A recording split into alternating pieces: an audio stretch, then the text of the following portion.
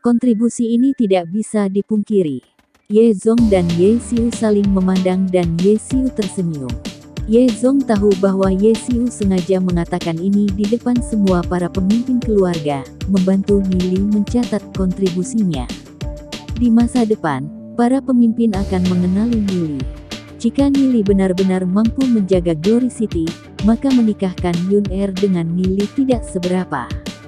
Jika Yun-Er menikah dengan Nili dan dia menjadi penguasa kota, mungkin itu pilihan terbaik. Kecuali memikirkan Ye Han, Ye Zong tidak bisa menahan napas ringan. Dia memandang ke arah Ye Han, yang mengenakan baju perang, dan berdiri sendirian di menara pengawal yang jauh. Ye Han merasakan sesuatu dan melihat arah Ye Zong dari menara pengawal. Dia tidak pernah membayangkan Nili memiliki metode tanpa akhir di lengan bajunya untuk menewaskan ratusan ribu binatang iblis. Ye Han secara bertahap mengerti mengapa Ye Zong akan menaruh perhatian pada Nili. Dia juga mendengar bahwa arai 10.000 iblis binatang juga ditetapkan oleh Nili. Hanya berdasarkan pada dua kontribusi dari Nili ini saja, akan sangat sulit baginya untuk bersaing dengannya. Garis pertahanan ketiga bertahan selama setengah jam, menewaskan puluhan ribu binatang iblis angin salju. Namun, binatang iblis angin salju ini masih bergerak maju. Binatang iblis angin salju secara bertahap semakin dekat ke kota. Sekelompok pejuang menuangkan ember minyak merah dari belakang mereka dan kemudian menyalakan api. Di bawah gerbang kota, ini adalah garis pertahanan keempat. Api menelan binatang iblis angin salju yang tak terhitung jumlahnya. Daerah di bawah tembok kota telah berubah menjadi lautan api dengan binatang iblis angin salju dengan panik meraung. Para penjaga di dinding bersenjata lengkap, siap untuk berperang kapan saja. Setelah lapisan pertahanan keempat ditembus, maka pertempuran akan dimulai. Pada saat itu, mereka tidak akan punya pilihan selain menghadapi binatang setan angin salju. Beberapa binatang iblis angin salju peringkat emas berhasil menaiki dinding melambaikan cakar mereka, menghancurkan beberapa penjaga sampai mati. Pada saat itu, darah membasahi dinding. Beberapa ahli melintas menuju binatang iblis angin salju peringkat emas. Semua orang ini setidaknya ahli peringkat emas, bahkan ada beberapa peringkat emas hitam. Mereka akan datang bersama-sama dengan cepat membunuh binatang iblis peringkat emas dan melemparkan mayat mereka ke dinding. Pertarungan yang intens di atas tembok kota berlanjut, dan Nili juga dengan cemas memerintah. Meskipun ada banyak minyak merah, situasi ini hanya dapat dipertahankan selama beberapa jam.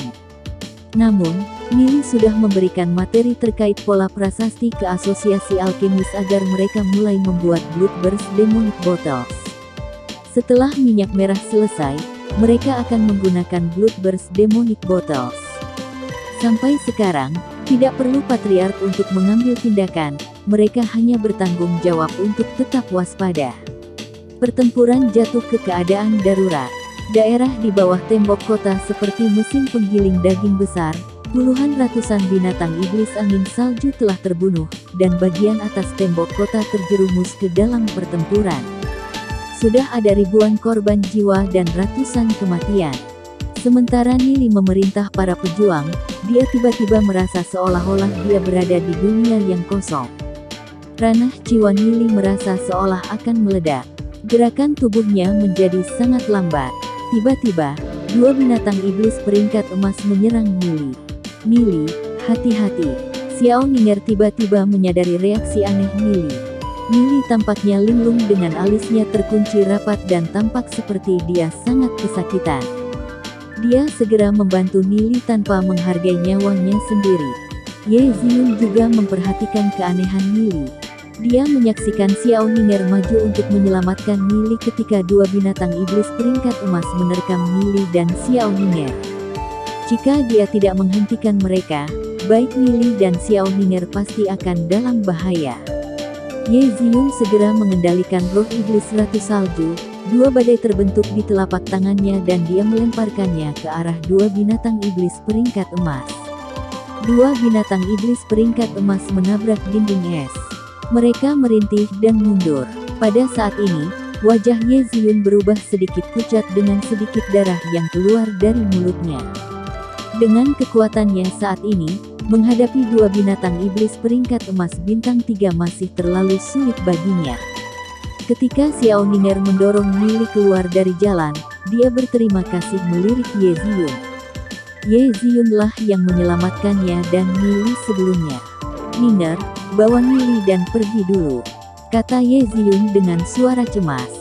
Xiao Ning'er masih agak baik hati, dia juga tidak tahan melihat apapun yang terjadi pada Ye Ziyun dan mengingatkannya dengan mengatakan, "Baik, kamu juga hati-hati." Nili bangkit dengan susah payah, tetapi alam jiwanya terasa seolah-olah sedang diparut. Untuk mencegah Nili diserang, Xiao Ning'er berjaga di sisi Nili. Melihat Ye Ziyun dalam bahaya, Xiao Ning'er merasa cemas. Tepat ketika dia bersiap untuk menyelamatkan Ye Ziyun, binatang iblis peringkat emas datang dari samping dan menerkam ke arah Nili. Melihat situasi ini, Xiao Ning'er bergabung dengan Heavenly Lightning Sparrow, mengepakkan sayapnya dan menembakkan petir ke arah binatang iblis peringkat emas.